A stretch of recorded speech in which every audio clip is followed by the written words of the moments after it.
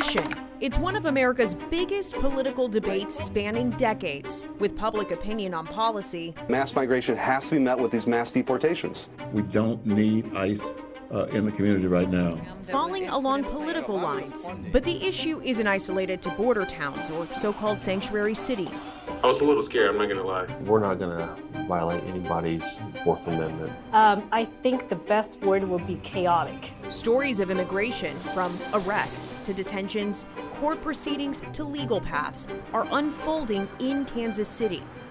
I'm KCTV5's Lauren Magarino. 1 year after federal actions on immigration, we uncover how they are changing lives here as we take this issue beyond the border.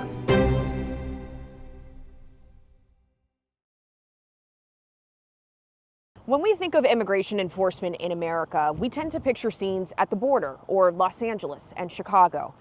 But earlier this year, just 400 miles north of Kansas City, something happened that changed the way people here are talking about the issue.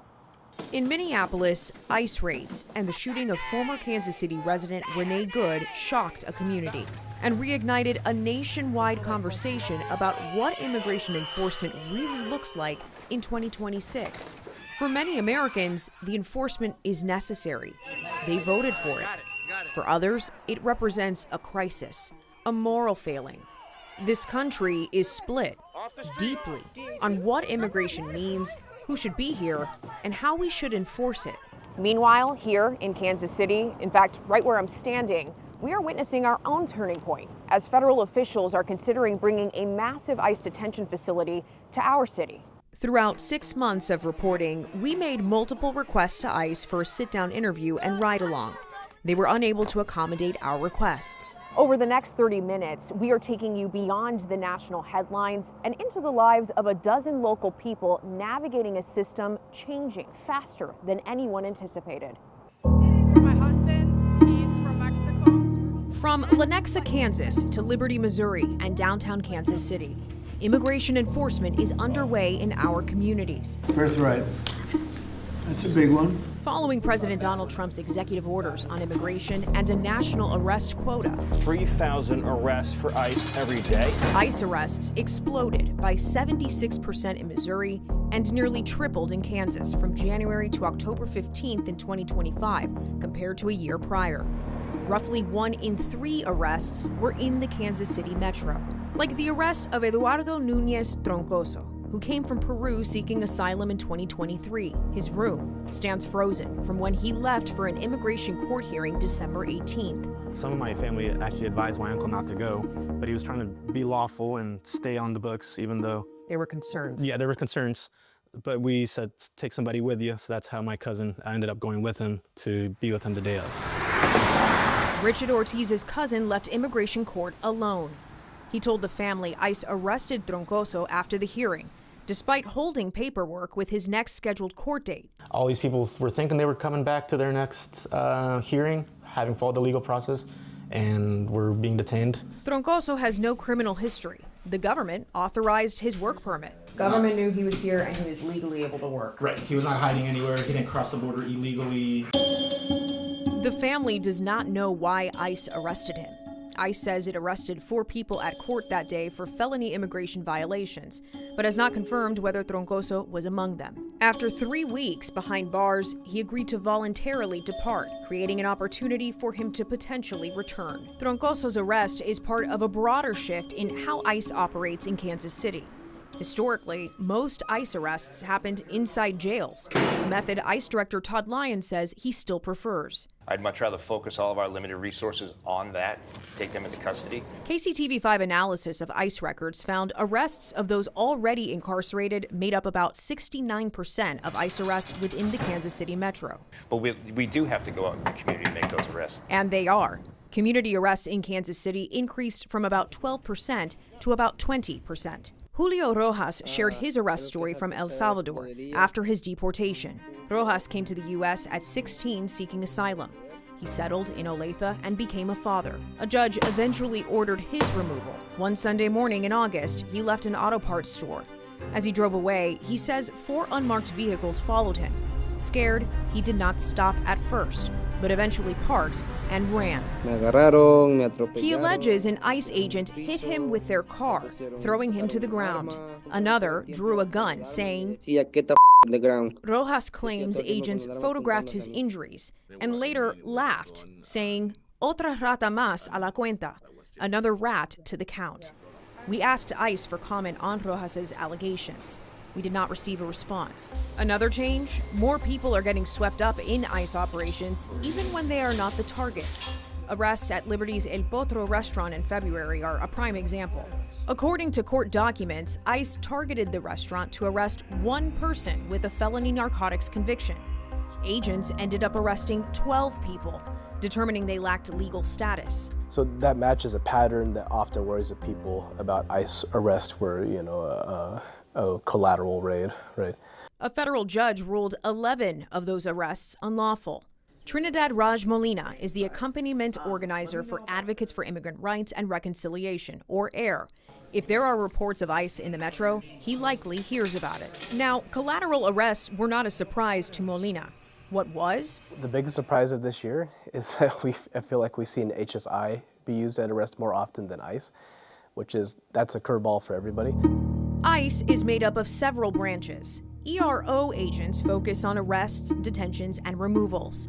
HSI agents, who normally investigate crimes like drug smuggling and human trafficking, are now making more immigration arrests. They led the El Potro operation, with arrests later deemed unlawful. So we see HSI just messing up a lot. Molina says HSI agents sometimes lack understanding of constitutional protections. ICE did not respond to his characterization. It's closed because we had a criminal search warrant here today. HSI also led arrests at El Toro Locos Lenexa and Legends locations in July. DHS says agents were rescuing victims of human trafficking. As KCTV5 reported in 2023, the Department of Labor sued El Toro Loco for allegedly denying wages to employees. The restaurant settled.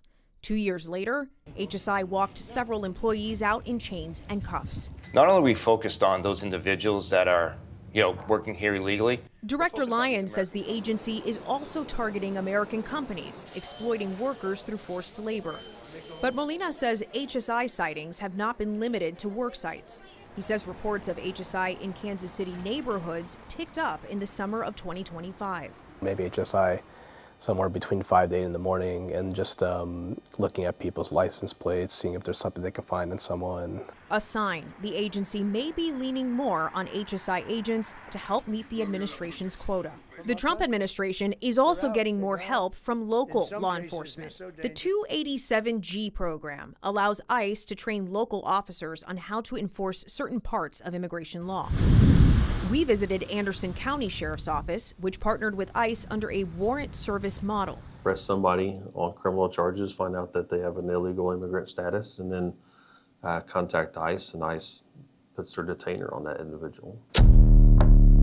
It's one of just over 50 law enforcement agencies across Kansas and Missouri that joined the 287G program mostly in 2025. Including the Kansas Bureau of Investigation and Missouri State Highway Patrol. Sheriff Wesley McLean says ICE arrests in his rural community are low and says his office won't violate anyone's rights. We're not going to violate anybody's Fourth Amendment, whether they're here on a legal status or they're a citizen, but we'll make sure that there's due process. But Molina worries about what happens when agents are under pressure. You see them push boundaries more. Sometimes in questionable ways or obviously are violating people's civil rights. Not in every case, but you tend to see that happen more often. Activity will likely intensify. A senior DHS official told KCTV5 congressional funds will help hire more ICE officers and agents. ICE has since doubled its workforce from 10 to 22,000.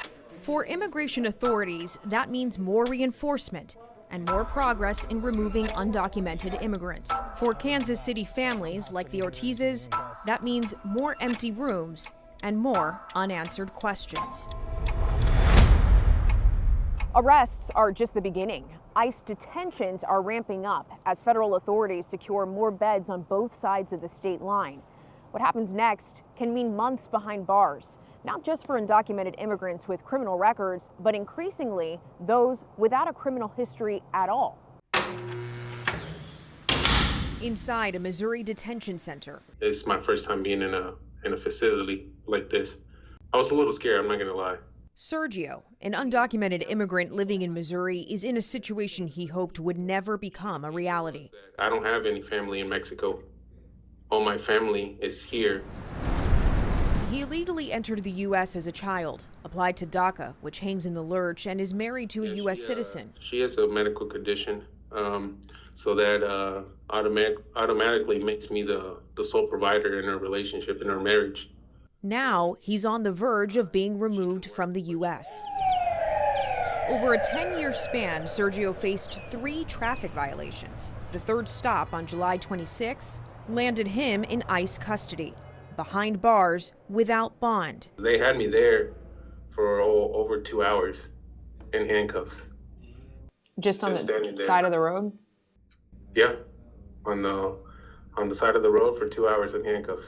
Sergio's case is a prime example of the Trump administration's approach to ICE detentions. Illegal aliens who stay in America face punishments, including significant jail time. They used to target security threats and flight risks. Now, the scope of who fights from behind bars has widened. They're getting pulled over for, a unpaid tag, and all of a sudden they are landing in immigration detention. Maya King is a Kansas City immigration attorney. Her firm represents Sergio and other non-citizens fighting against removal behind bars. There's an uncertainty as to how long do I need to be in detention, and when do I get to see a judge, when do I get to see my family, what do I do with my car that's still parked in the parking lot. Detentions in Missouri soared more than 16 times from January to October of 2025 and jumped roughly 67% in Kansas compared to the same time span in 2024. Adding fuel to the surge, KCTV5 obtained photos of an internal ICE memo issued in July of 2025. It lists new guidance to detain undocumented immigrants who illegally entered the U.S. The policy also denies bond hearings, regardless of criminal background or time spent here. Sergio's attorney believes if ICE arrested him just 3 weeks earlier, right before ICE issued this guidance, his fight against removal would be very different. I would still be able to work and have the ability to pay for everything. Both King and local immigration attorney Rekha Sharma Crawford say the policy raises due process concerns. They say this sentence, quote, "The Department of Homeland Security coordinated with the Department of Justice on detention and release," is an issue. In any other area of law, in any other court, that is called ex parte communication. It's unethical, it's unlawful, it's a violation of due process. A federal judge in California ruled the policy illegal, but the ruling did not force the government to stop enforcing it nationwide. In a statement to KCTV5, Assistant DHS Secretary Tricia McLaughlin said in part, quote, "All detainees are provided ample opportunity to communicate with their attorneys and family members. Every single detainee receives due process. Get a grip." KCTV5 analyzed ICE detainees' criminal backgrounds from the start of 2025 to October. 44% of ICE detainees in Kansas had at least one criminal conviction, 35% in Missouri. In both states, traffic offenses and DUIs were the most common charges. But 16% in Kansas and 26% in Missouri had no criminal background, rates that so far more than doubled compared to a year prior. The government is offering some ICE detainees a choice: fight removal behind bars or voluntarily leave the country. He was really aggressive in that sense. He wanted me to sign the voluntary departure. Sergio refused. But as detention surged, so does the scramble for bed space. It's an issue the Trump administration is tackling with its One Big Beautiful Bill to meet its mandate for mass deportations. Locally, that reportedly includes a potential detention center for thousands of ICE detainees in Kansas City. A contract with CoreCivic's Leavenworth prison for more than 1,000 beds, which hangs in legal limbo. And the so-called Cornhusker Clink, a 280-bed detention facility roughly 20 minutes from the Kansas border. At the time of this reporting, ICE contracts with 7 detention centers spanning both sides of the state line for beds. We are at the Chase County Detention Facility in Kansas. It is one of 3 facilities that ICE is contracting bed space from in the state. The sheriff, Jacob Welsh, has agreed to speak with us and share legally what he can about how this process works. We're probably seeing about 40 detainees a week in court. An average of 109 ICE detainees a day sit inside Chase County Detention Center, according to Track Immigration. We used to do immigration court 2 to 3 times a week.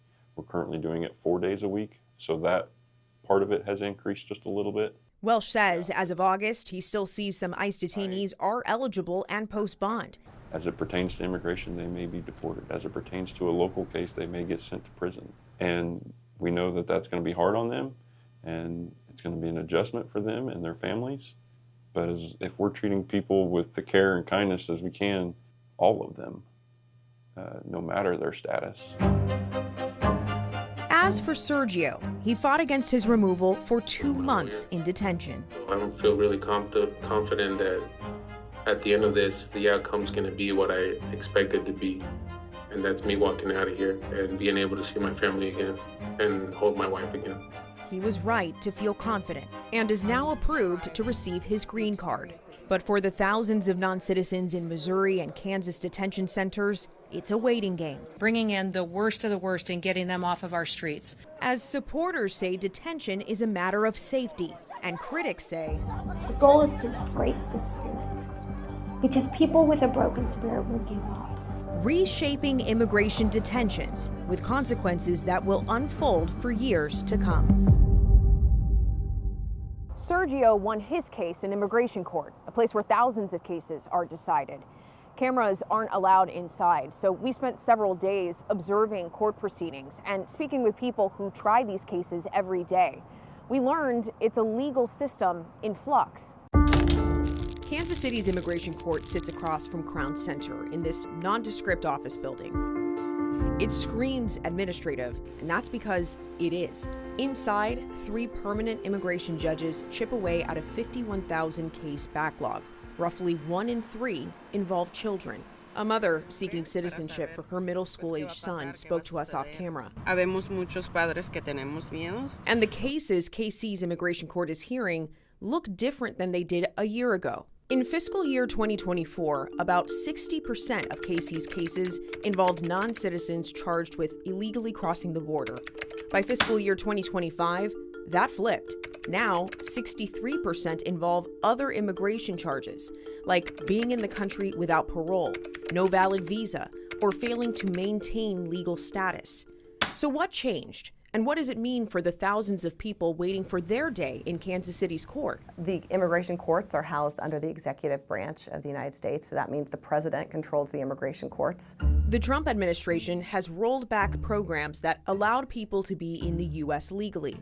As of 2024, more than 2,000 non-citizens on each side of the state line had temporary protected status, a benefit for non-citizens whose home countries are too dangerous to go back to. Well, TPS is a program that was always meant to be temporary. Department of Homeland Security Secretary Kristi Noem worked to end TPS designations for several countries and other humanitarian programs. The administration saying it's a matter of, quote, ending exploitation of our immigration system. KC immigration attorney Rekha Sharma Crawford argues the policy changes are ironic. By stripping people of their status and forcing them into unlawful status, now it becomes a talking point to say, see, we have all these people who are undocumented. Well, you forced them in that direction. More non-citizens are fighting their cases from behind bars. 64% of non-citizens facing KC's immigration court do not have a lawyer. And a lot of people without the resources and the determination, even if they have a viable case, they're going to give up before their case is heard. Meanwhile, DHS attorneys are more aggressive in pursuing charges. Under previous administrations, DHS attorneys had discretion not to prioritize deportation for people with no criminal history. But under the Trump administration, all those prosecutorial discretion memos have been rescinded. DHS did not respond to our request for comment on prosecutorial discretion. The Office for Immigration Review also denied our request to interview any of the 3 immigration judges here in Kansas City. So we turned to a former immigration judge who recently left the bench and can speak freely about what she experienced. And I always had a dream to be a judge. Attorney Christy Nelson served as an immigration judge in Chicago from November of 2023 to April of 2025 when she resigned. In the transition from Presidents Biden to Trump, she says prosecutorial discretion stopped. Government attorneys specifically said they're no longer allowed to do that. So that was, a very dramatic change. She also said the tone towards judges shifted under the Trump administration. These memos felt very threatening. Like, if you take any action that is deemed to not be supportive of the president's goals, you will be fired. The National Association of Immigration Judges says 128 judges have been fired, forced out, or transferred by September of 2025. After the firings, the government posted judge openings for 71 locations, including Kansas City, and deployed hundreds of military lawyers as temporary immigration judges. One military lawyer started in Kansas City's court in October of 2025. They could work cases for up to 6 months, then there's an evaluation for potential extension. A controversial move with critics saying it guts due process and supporters saying it'll help reduce national backlog. As for KC's immigration court, I think we are lucky enough that there are some judges here that are still adhering to some protocols and due process concerns and take their oath very, very seriously. Seemingly an effort to keep court in order. But that's not to say that we haven't been impacted by what's going on the national level. Throughout our reporting, we noticed a trend. Nearly every source we spoke with, from law enforcement to immigration advocates, said the legal pathways need to be streamlined. Instead, we found they are narrowing. In the armed forces of the United States. As Carla Melgar raises her right hand. It was a journey, definitely a journey for over 27 years. To become an American citizen.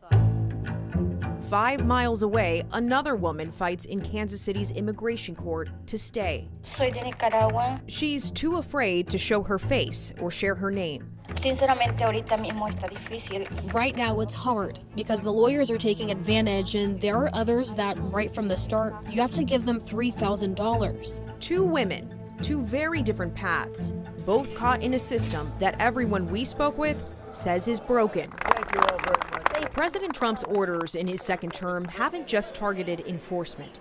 They've also restricted legal pathways. The Trump administration has done more to limit migration, both illegal and legal, than any administration. Sir, this is an executive order realigning the United States refugee admission program. He suspended the refugee admissions program his first day back in office, calling new refugees, quote, detrimental to the U.S., and cut admissions from 125,000 to a record low 7,500 whenever he chooses to resume the program. That's according to the Migration Policy Institute, which tracks the program's admissions since its inception in 1980. After a National Guard member was killed in a D.C. shooting. That animal should not have been allowed to come into our country.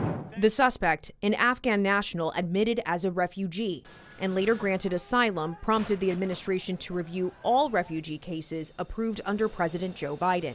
The policy change hit Kansas City resettlement organizations hard. The Jewish Vocational Service has helped resettle more than 1,600 refugees in Kansas City since January of 2021.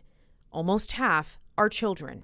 The administration also paused decisions on all pending asylum applications, with the director of U.S. Citizenship and Immigration Services saying they won't resume, quote, until we can ensure that every alien is vetted and screened to the maximum degree possible. It's a freedom country, so I want to be a free man.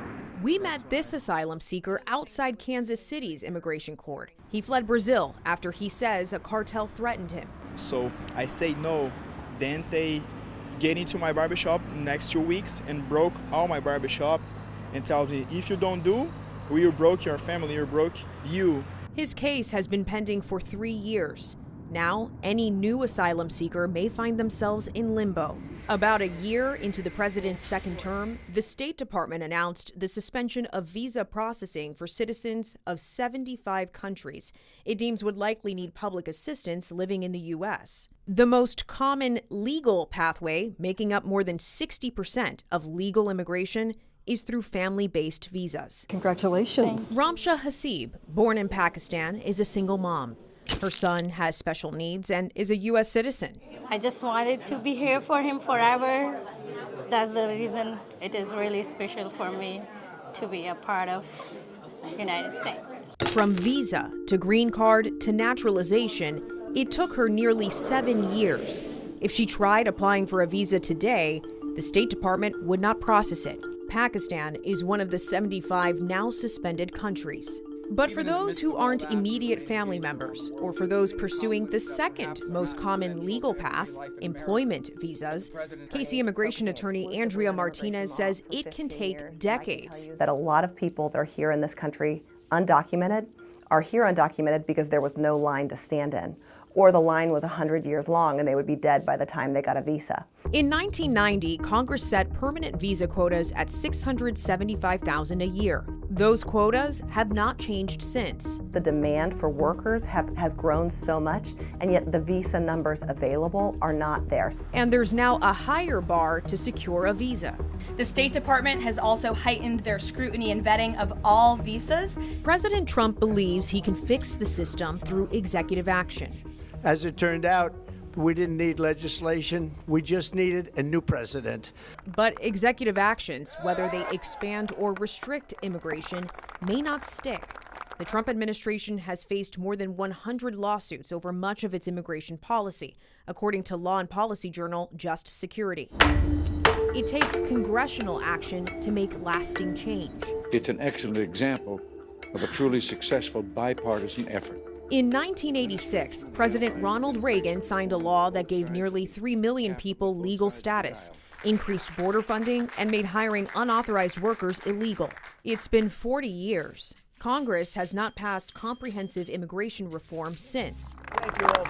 Instead, Congress approved $165 billion of taxpayer dollars into the U.S. immigration system for efforts like completing the border wall, hiring thousands more ICE and Customs and Border Patrol personnel, and more.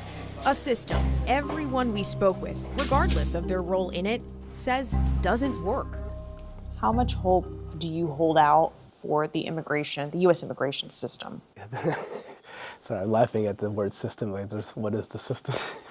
Everybody agrees that they should wipe it clean and start over. There's a lot of different, I guess, arms and tentacles, if you will. I would just love to see more of a streamlined process to that, as long as we're doing our due diligence on background checks. So what happens now? Melgar and Hasib celebrate their new citizenship. Asylum seekers wait for a hearing that may take even longer to arrive. Until Congress acts, immigration policy will change at the whim of each administration. People in our neighborhoods will remain caught in the middle. This is what immigration policy looks like beyond the border, where policy meets people. Some see it as necessary security measures. Others see it as families being torn apart. As immigration enforcement ramps up in Kansas City, it's not a question of if more changes are on their way. It's about how these changes will shape our community. I'm KCTV5 anchor Lauren Magarino. Thank you for watching.